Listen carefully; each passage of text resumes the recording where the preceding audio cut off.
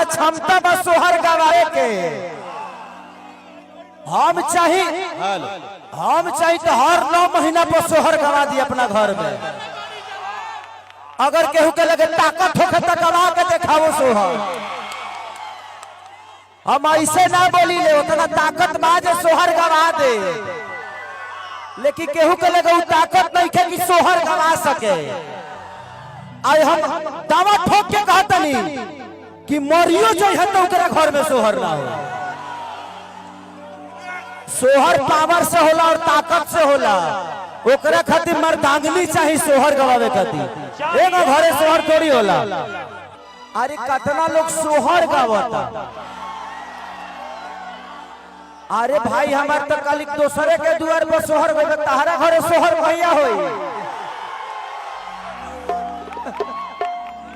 अपनो घरे इंसान के क्षमता होके के चाहिए कि अपनो घर पर सोहर होके, खाली दूसरे के घरे सोहर होई। इंसान हाँ अपनो घर पर सोहर करावो अगर क्षमता होके दे बेटा। दूसरे के घरे कहिया ले बधाई गई बोलो, अपनो घरे गावलो ठीक बा ना। हम जाना तनी केहू ने केहू चढ़ाइए कल फिर विवाद बा। हम गलत नहीं की कले हकीकत बा, गलत बोलत नहीं। आप दुनिया के दरवाजे पे जाके सोहर बजवा रहे हैं भाई। आपके अंदर वो काबिलियत और क्षमता है तो अपने घर पे भी सोहर गाओ यार। हम आके गाएंगे, कम से कम उस लायक काम कर दो ताकि हम आके गाए। हम अतना ना बोली ले, वो अखिलेश का सबके दुआर वाले ऐसे बोल देनी है। वो के हा ओकरा बारे में पूछे को तो है जी पूछी हा। वो ढेर दिन है छात्र में रहल लिया, ओकरा से पूछी हा कि विकास सिंह के हा। वो खुदे बता जी कि पहला हो हमारा पहला कपड़ा लता यही खरीदे थे।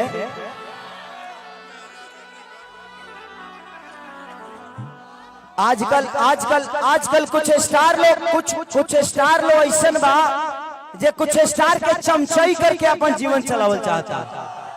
हमारा घेवड़ा फर्क ना पड़ेला। तू लोग वही चमचई करके जो नीचे ही बड़ा जीवन भर नीचे ही रहबा। खेसारी के चमचई के आगे नहीं खन बढ़ल। हमार आदर्श के हो सकेला तो हमार आदर्श रउआ सबे बानी के हुए स्टार ना। हमारे के बनावे वाला रउआ सबे हई, हमारा अपन लोग बा। हम केहू के स्टार के आदर्श ना मानी ले। केहू स्टार हमार जीवन बनौले ही नहीं के, रउआ सबे प्यार के ले बनी। हमार जनता जनार्दन हमके आशीर्वाद देले बा, ऐसे ज्यादा कुछ ना। तो काम खत्म। अब जतना अच्छा सुन ला लो। हम जानता नहीं कि हम जहाँ कुछ बोले कि विवाद भय और रउआ द्वार पर विवाद ना भइल तो फिर कोई नहीं कह सकत। उड़ने वाले तो बिना पंख के भी उड़ जाते हैं और आप ऐसे ही हैं। खेसारी के पास गायकी नहीं थी, शकल नहीं था, पैसे नहीं थे, सपोर्ट नहीं था, उसके बावजूद भी आज पूरी दुनिया में आप सबको प्यार दे रहा है और प्यार पा रहा है। आपको किसी की सपोर्ट की जरूरत नहीं है। अगर आपको करने आता है, आपको दौड़ने आता है तो पूरी दुनिया आप जीत सकते हो। बस इसी हौसले के साथ पूरी दुनिया में उतरना। किसी की सपोर्ट की जरूरत नहीं। ये आदमी 4000 रुपये पे गाना लिखा करता था। 1500 रुपये पे जो आदमी गाना लिखा करता था आज आपके शहर में करोड़ों की जमीन खरीद कर और करोड़ों रुपए का घर बना सकता है। तो आप तो कुछ भी कर सकते हैं। खेसारी के पास साइकिल चढ़ने की औकात नहीं थी, लेकिन उनका राइटर, उनका एक गार्जियन, मैं इनको अपना राइटर नहीं मानता क्योंकि ये ब्राह्मण कुल के आदमी है और ब्राह्मण कुल, हर वो ब्राह्मण का बेटा मेरे लिए मेरा गुरु होता है क्योंकि मैं कमलाकांत मिश्रा जी का चेला हूं और उसी हिसाब से हर ब्राह्मण मेरा गुरु होता है और मैं इनको अपना गुरु भी मानता हूं। ये मुझे प्यार करते हैं और मैं इनको प्यार करता हूं। एक 1500 आज से 1 साल पहले की बात बोल रहा हूं, जब मैंने इनका गाना गाया था लहंगा लखनऊ की गोरी तोरी चुनरी बछली कौआ जान मारे लहंगा ये लखनऊ। ये हाँ भतीजवा के मौसी जिंदाबाद।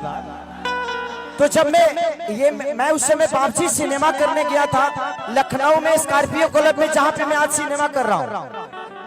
तो भैया देखिए मेरे जीवन के सबसे अनमोल रतन, मैं जब बम्बे में गया था ना तो मेरे लिए विकास भैया ने अपने मेहरारू को घर पे छोड़ दिया था, सिर्फ इसलिए कि मेरा भाई रहेगा मेरे जीवन में।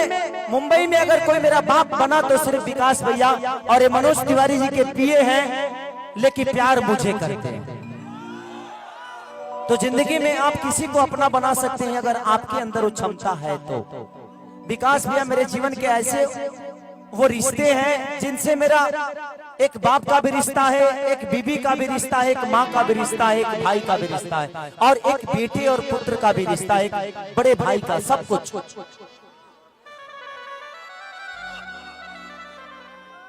जिंदगी में एक बात बताओ, पैसे मत कमाना। अगर जिंदगी में बहुत कुछ करना है तो मैं आप सबसे बोल रहा हूं, कभी पैसे मत कमाना, बस लोग कमा लेना, इंसान कमा लेना, उससे बड़ी दौलत कुछ नहीं हो सकती।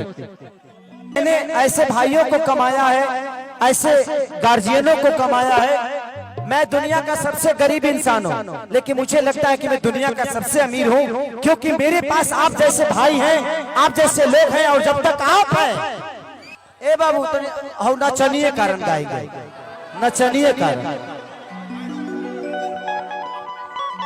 अरे कि चाहे पिया जवानी हमर जरही रे गइला,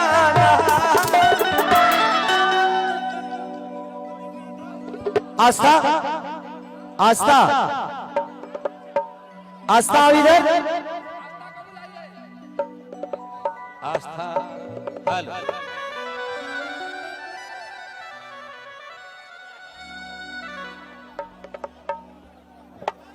हो गए हो गए। अब काल से ये चले गाना 2-3 दिन के हुआ छोड़ी, काल से विवाद चली रे बाबू। सारे कंपनी भाई हमार कंपनी वाला लोग सुना तरह तो काल से गाना मत छोड़ी लो, ऐसा ये काल से गाना नहीं खा चले वाला। हमार काम खोदल हम खोद देने वाले, अब जरा बर्दाश्त करे करो कॉल। हमारे के कोई कुछ बोलेला तो हमारा फर्क ना पड़े, फर्क कैसे ना पड़े कि बर्दाश्त करे के क्षमता बा। हम लड़ी लेना, हम चढ़ी। हाँ अब फिर काल आज ना तो काल फिर कुछ होने से आई तो एनियो सजाई। हम आजो खुश बनिए, कुछ आईबो करी तो खुश से रहो। हम डिप्रेशन में डाली ले, डिप्रेशन में रही लेना। जिंदगी में मुझे एक हमेशा खुशी ताकत जानते हैं क्या मिलती है, कि मेरे पास कुछ था नहीं, आज बहुत कुछ है, क्योंकि आप सब है मेरे साथ। हमारा लगे ना गायकी बा ना आवाज बा, हमारा लगे बहुत कुछ बा। एगो गायकी नहीं के सब कुछ बा, केहू लगे गायकी बा ओकरा बाद बहुत कुछ नहीं है, काम खत्म। हमार लगे 20 गो बढ़िया चीज बा, केहू लगे एगो बढ़िया बा, तो हम 20 गो से 20 रह।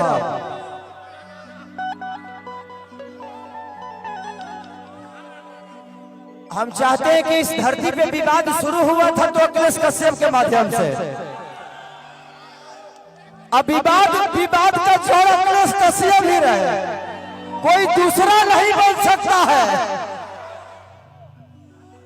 अरे कि चाहे पिया जवानी हमारी जराई रे गइला। थोड़ा सा पीछे हो जाइए। हाँ जराई रे गइला ना। आप प्रीति हो ना नेपाल वाली, एगो तो आइल धोखा दे के गोइल तेहू है करबे का एगो नचनिए कारा ए राजा हेलो 1 2 3 4